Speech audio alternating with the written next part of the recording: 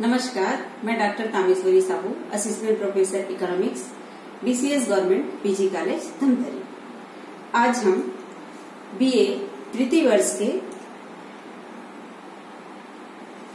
चतुर्थ यूनिट सहसंबंध विश्लेषण का अध्ययन करेंगे। सहसंबंध विश्लेषण दो चरों के बीच होने वाले परिवर्तन की प्रवृत्ति का अध्ययन करता है। दो चरों के बीच होने वाले परिवर्तन की प्रवृत्ति किस प्रकार है, इसका अध्ययन सहसंबंध करता है। सहसंबंध की यह जो अवधारणा है अर्थशास्त्र में, सहसंबंध की अवधारणा अर्थशास्त्र में कितना उपयोगी है, इसके लिए हम देखते हैं कि इसकी परिभाषा पर ही सहसंबंध कहता है कि दो चरों के बीच पाए जाने वाले संबंध, मतलब एक चर मान लीजिए x है और दूसरा चर है y। दो चरों के बीच पाए जाने वाले संबंध अर्थशास्त्र में इसी प्रकार का चर होता है। एक है डिमांड, मांग, मात्रा और दूसरा है कीमत। दोनों के बीच पाए जाने वाला संबंध होता है। दोनों के बीच पाए जाने वाले संबंध को हम एक रेखा चित्र के माध्यम से यदि आसानी से प्रस्तुत करें तो इधर हम कीमत को प्रदर्शित करते हैं, प्राइस, और इधर मांग की मात्रा को, डिमांड को। यदि कीमत अधिक है तो मांग मात्रा कम होती है और कीमत कम है तो मांग मात्रा अधिक होती है। मतलब दोनों के बीच में संबंध है, प्राइस और डिमांड के बीच में संबंध है। यदि इसको हम एक रेखा में प्रदर्शित करें तो इस प्रकार की एक रेखा बनती है डिमांड कर्व। व्यष्टि अर्थशास्त्र में हमने देखा है कि मांग और कीमत के बीच संबंध पाया जाता है। उसी प्रकार कीमत और पूर्ति के बीच भी संबंध पाया जाता है। कीमत अधिक होने पर पूर्ति मात्रा अधिक होती है और कीमत कम होने पर पूर्ति मात्रा कम होती है। यहां हम देखते हैं कि यहां ऋणात्मक संबंध है और यहां धनात्मक संबंध है। व्यष्टि अर्थशास्त्र इस बात की व्याख्या करता है कि दो चरों के बीच में किस प्रवृत्ति का संबंध है, लेकिन उस प्रवृत्ति की परिमाप की व्याख्या सहसंबंध विश्लेषण करता है। सहसंबंध विश्लेषण परिगणित करता है कि दो चरों के बीच में कितना संबंध पाया जाता है। इस प्रकार अर्थशास्त्र में सहसंबंध का उपयोग बहुत अधिक है। सहसंबंध कितने प्रकार के हो सकते हैं? तो सहसंबंध के प्रकार में हमने पहले देखा कि सहसंबंध की प्रवृत्ति के अनुसार यह धनात्मक और ऋणात्मक हो सकते हैं। ऋणात्मक एवं धनात्मक सहसंबंध ये प्रकार का पहला स्वरूप है। यहाँ चूंकि ऋणात्मक ढाल का है तो ऋणात्मक सहसंबंध, और चूंकि यहाँ पर धनात्मक ढाल का है इसीलिए यहाँ पर धनात्मक सहसंबंध। दूसरा सहसंबंध हो सकता है रेखी। रेखी अर्थात जब हम सहसंबंध को एक रेखा में व्यक्त कर सकते हैं। दो चरों के बीच संबंध को जब एक रेखा में प्रस्तुत किया जा सकता है तो उसको रेखी सहसंबंध कहते हैं। यह भी एक रेखा में प्रस्तुत है और यह भी एक रेखा में प्रस्तुत है, मतलब धनात्मक रेखी, ऋणात्मक रेखी संबंध और धनात्मक रेखी संबंध। तो रेखी संबंध एक प्रकार। दूसरा होता है जब हम इसको रेखा में प्रदर्शित नहीं कर सकते तो अरेखी सहसंबंध। क्योंकि हमें मालूम है मांग का वक्र हमेशा रेखी नहीं होता, उसी प्रकार पूर्ति का वक्र भी हमेशा रेखी नहीं होता। तो दो चरों के बीच में हमेशा रेखी संबंध नहीं होते। रेखी संबंध का मतलब होता है परिवर्तन समान अनुपात में हो, परिवर्तन का अनुपात एक जैसे हो। यदि कीमत और मात्रा के बीच संबंध 10% ये बढ़ता है तो 10% ये भी बढ़े, 20% ये बढ़ता है तो 20% यह भी बढ़े, और दोनों का जो अनुपात है उसमें परिवर्तन नहीं आना चाहिए। यदि 5:10 का रेशियो है तो यदि ये 10 होता है तो ये 20 होना चाहिए, मतलब अनुपात 1:2 और 1:2। यहाँ पर 1:1, 1:1 इन सभी जगहों पर रेखीय संबंध पाए जाते हैं। अरेखीय संबंध जब परिवर्तन का दर में अनुपात परिवर्तित होते रहता है, तो अनुपात असमान होता है। अनुपातिक परिवर्तन असमान दर पर होता है, मतलब हमेशा रेशियो बदलते रहता है। यदि कीमत 10% तो मात्रा हो गया 15%। अब मान लीजिए यह बढ़कर के 20 हो गया और ये 50 हो गया, तो इस प्रकार इनके संबंध अरेखी हो गए।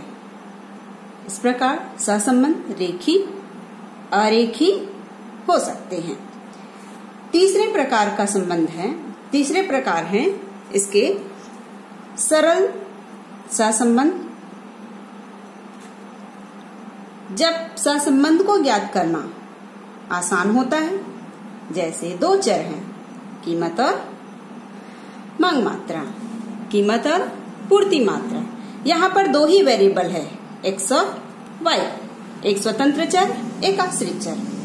तो इस प्रकार के सहसंबंध को सरल सहसंबंध कहते हैं। जैसे हम कहते हैं कि demand is function of price, मतलब मांग निर्भर है कीमत पर। कीमत एक स्वतंत्र चर है और डिमांड आश्रित चर है। चूंकि कीमत मांग को निर्धारित करती है, तो स्वतंत्र चर कीमत हुआ और आश्रित चर डिमांड हुआ। दोनों के बीच रिलेशन है, दो ही चर हैं, सरल सहसंबंध कहलाए। यदि वेरिएबल्स अधिक हो जाते हैं, वेरिएबल हो जाते हैं जेड, 3 वेरिएबल हो गए, 2 से अधिक चर यदि हैं, तो वहां पर सहसंबंध बहुगुणी हो गए।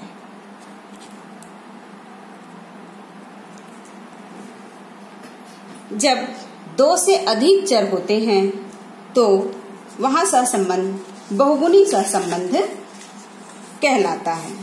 बहुगुणी सहसंबंध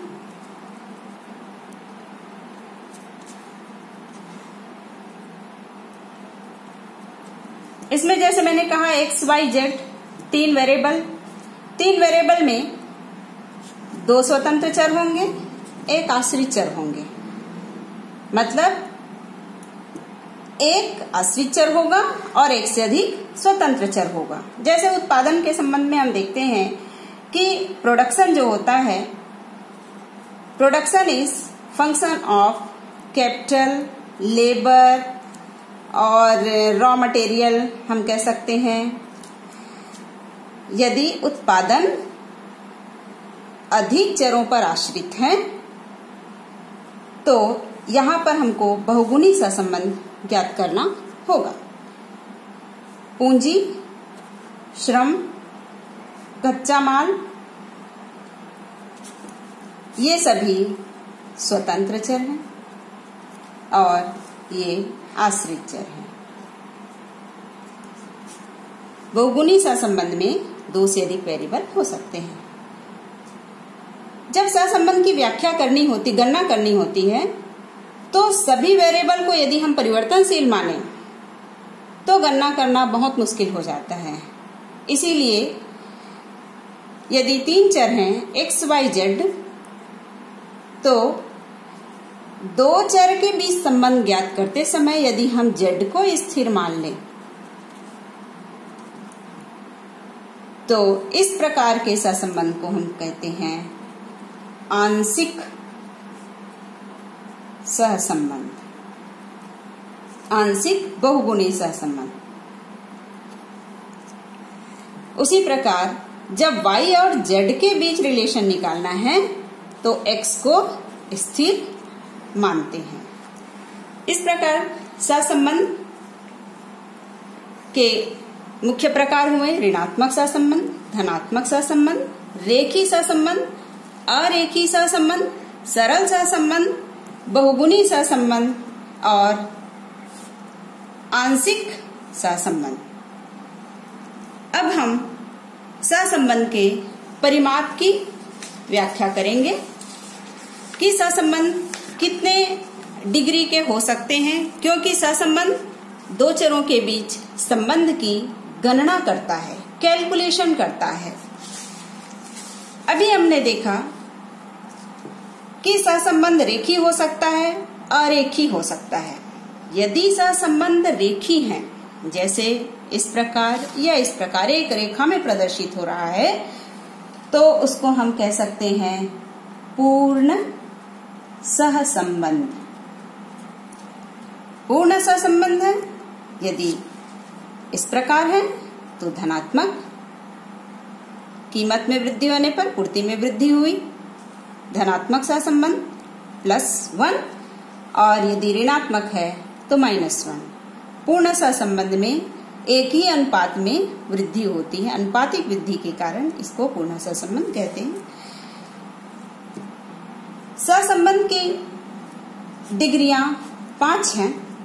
प्रथम प्रकार यह और 5वां प्रकार है सहसंबंध का अभाव।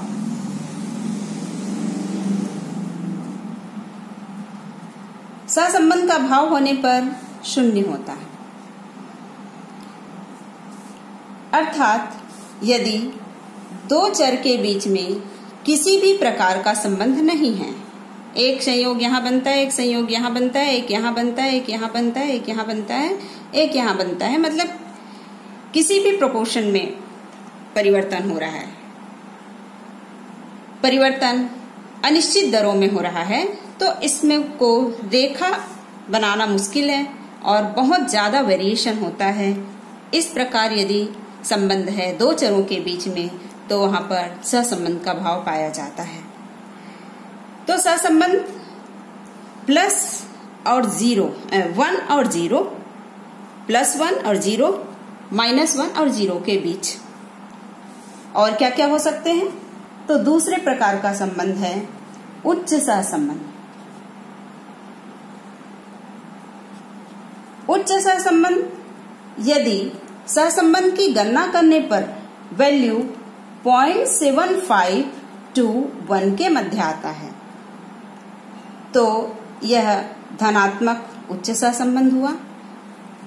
यदि सहसंबंध की गणना करने पर वैल्यू -0.75 to -1 के मध्य आता है, तो यह सहसंबंध ऋणात्मक सहसंबंध, उच्च सहसंबंध हुआ। तीसरा प्रकार है मध्यम सहसंबंध। मध्यम सहसंबंध यदि वैल्यू 0.75 to 0.5 के मध्य आता है या -0.75 to -0.5 के मध्य आता है, तो यह ऋणात्मक मध्यम सहसंबंध हुआ। उसी प्रकार यदि निम्न सहसंबंध है तो वैल्यू 0.5 to 0 तक और -0.5 to 0 तक, मतलब 0 से 1, 0 की पहले की संख्या और ये 0 की पहले की संख्या, जैसे 0.1 हो गया, यहाँ पर -0.1 हो गया, यहाँ तक। तो ये निम्न सहसंबंध। इस प्रकार सहसंबंध की 5 डिग्रियां हैं: पूर्ण सहसंबंध, उच्च सहसंबंध, मध्यम सहसंबंध, निम्न सहसंबंध और सहसंबंध का अभाव। जब हम सहसंबंध की गणना करते हैं तो हमें ये 3 प्रकार के सहसंबंध ज्ञात होते हैं। सामान्यतः सहसंबंध का वैल्यू +1 या -1 में नहीं होता, उसी प्रकार 0 में नहीं होता, जब हम सहसंबंध की गणना करते हैं तो ये तीनों डिग्री में ही सहसंबंध ज्ञात होता है। इस प्रकार आज हमने देखा सहसंबंध के अवधारणा, प्रकार और परिमाप। अगली कक्षा में हम कार्ल पियर्सन सहसंबंध की व्याख्या करेंगे और उसके एग्जाम्पल कैलकुलेट करेंगे। धन्यवाद।